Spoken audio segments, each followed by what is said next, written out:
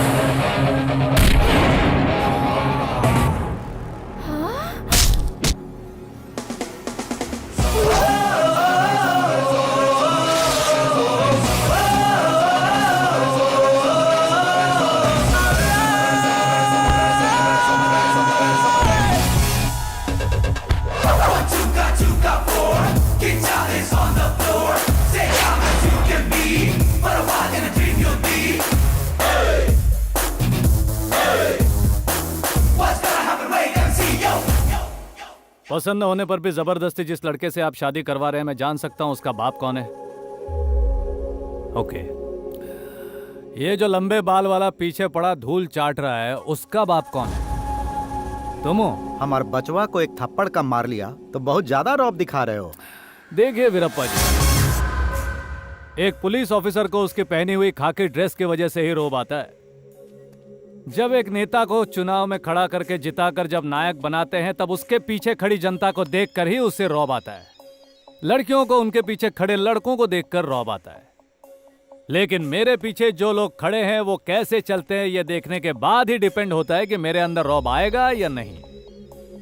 अब आप बताइए, आपको किसके बल पर इतना रौब है? बैजुआ ये है हमार मदमस्त हाथी।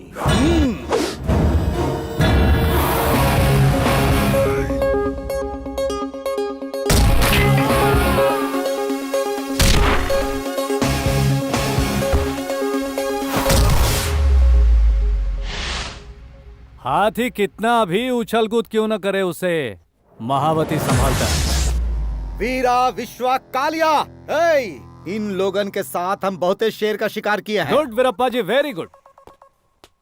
लेकिन कुछ शेरों को ना छोड़ने में ही भलाई होती है। पूछे क्यों? क्यों? शिकार करने वाले ही शिकार हो जाते हैं वीरप्पा। Thank you. ये मेरा स्टेटस है वीरप्पा। अगर तुम्हारे आदमियों में से किसी ने इसे छू लिया तो समझो मैं हार गया, और अगर इसे पहन लिया तो समझो मैं मर गया।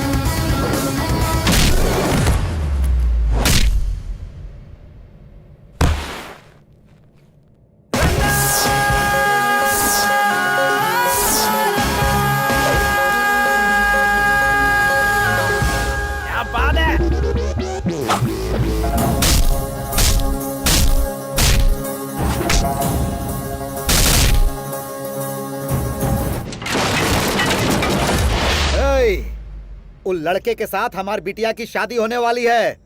तू ये गलत कर रहा है। तुम्हारी बेटी का हाथ पकड़ने के लिए वो तैयार है कि नहीं, ये पूछे बिना उसकी शादी कर रहे हो। जबरदस्ती उस लड़के से शादी करवा दी तो ससुराल में भी हो मरेगी। नुकसान किसका बताइए। एक बात बता रहा हूं, ध्यान से सुनिए। बेकार में किसी के लफड़े में जाने से पहले जरा ये सोच लीजिए, आपसे कोई जबरदस्ती उलझता है तो आप उसकी बैंड बजाइए। देखिए, मैं बिंदास ब्रूसली की तरह हूं। फर्क सिर्फ इतना है कि वो हिंदुस्तानी नहीं है और मेरी नाक चपटी नहीं है, और छोटी छोटी आंखों वाला देश का नहीं हूं। लेकिन एक बात पे गौर कीजिए, बोलने का स्टाइल और देने का पंच सेम टू सेम है महाशय। हिंदुस्तानी स्टाइल में वार्निंग देने का अपना एक अलग ही स्टाइल है भाई। इतना बड़ा फैसला लेने के लिए तुमने एक ड्राइवर के साथ डिस्कस किया? ये बात तुम्हें अपने माँ बाप को बतानी चाहिए थी। सर वो तुम चुप रहो। आखिर ये कौन है, कहाँ से आया, इसका बैकग्राउंड क्या है, ये पता लगाना चाहिए या नहीं? ये सब जाने बिना क्या अचानक फैसला कर लिया जाता है? क्या बोलती हो सरस्वती? प्यार करना कोई शर्म की बात नहीं है, और शादी करने पर गोली नहीं चलाई जाती। हमारे घर में इंसान रहते हैं, राक्षस नहीं रहते।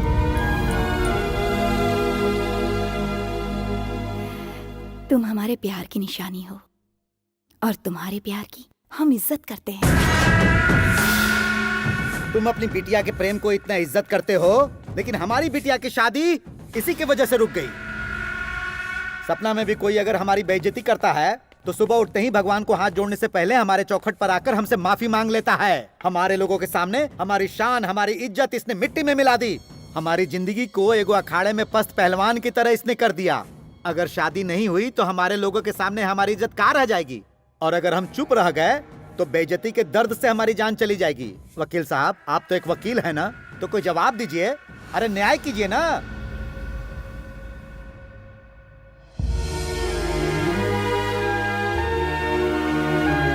आपको जिसने छाछ ला कर दी है वो मेरी छोटी बहन है। बहुत अच्छी जगह रिश्ता देखा था, बहुत ही बड़ा घर था।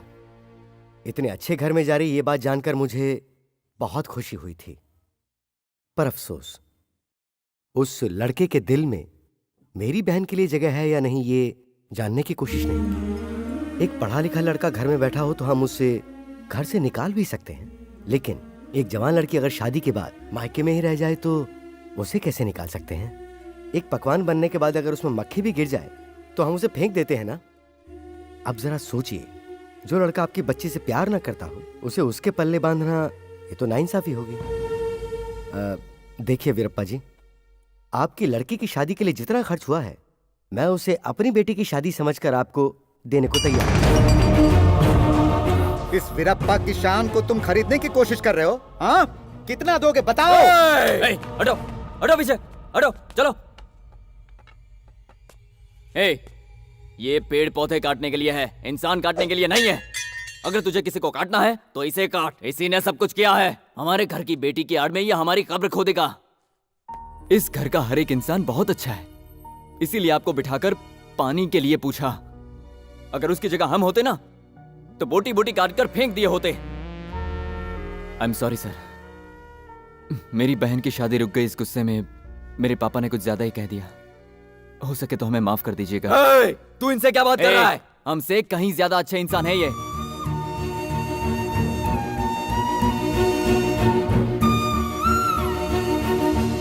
देखिए, हम आपको पैसे देंगे ये कहना गलत है, और आपकी खोई हुई इज्जत तो हम नहीं लौटा सकते, लेकिन इज्जत रखने के लिए हम अपनी दूसरी बेटी की आपके बेटे से शादी करवाएंगे।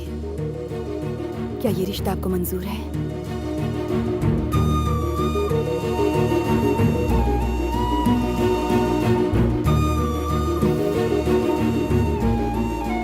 यहाँ की हालत देखकर मुझे नहीं लगता कि आप अपनी बुआ को यहाँ से ले जा सकेंगे। ऐसा लग रहा है आप उनके बच्चों की शादी में आए हैं। कुछ करो ना बॉस।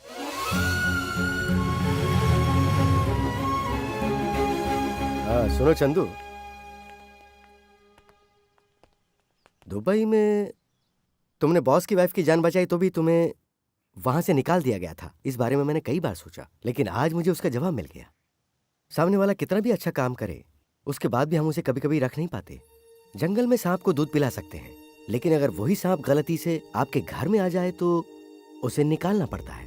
देखो, शादियां तो संयोग से होती हैं, लेकिन वो आदमी तुम्हें यहां देखकर इतना इरिटेट इसलिए हुआ ताकि तुम शादी में कोई रुकावट ना पैदा करो। चंदू, तुम एक मेडिसिन की तरह हो, सही वक्त पर जान बचाते हो, लेकिन अफसोस हर मेडिसिन की एक एक्सपायरी डेट होती है। I hope you understand.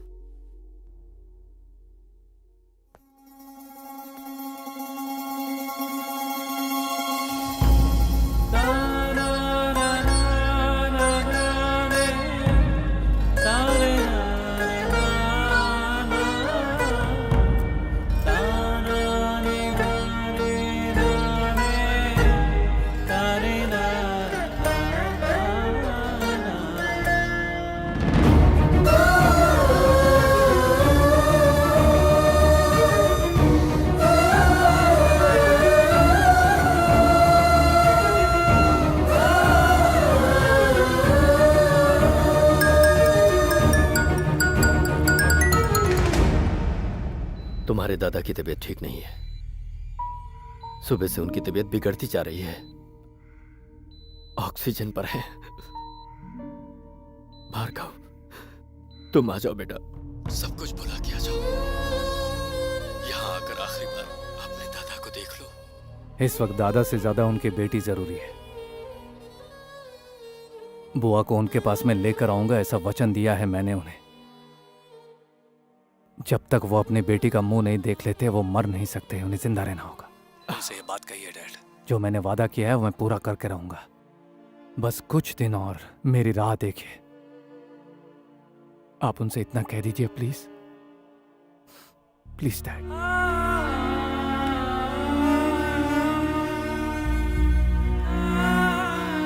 मुझे एक चांस और चाहिए, सिर्फ एक और चांस।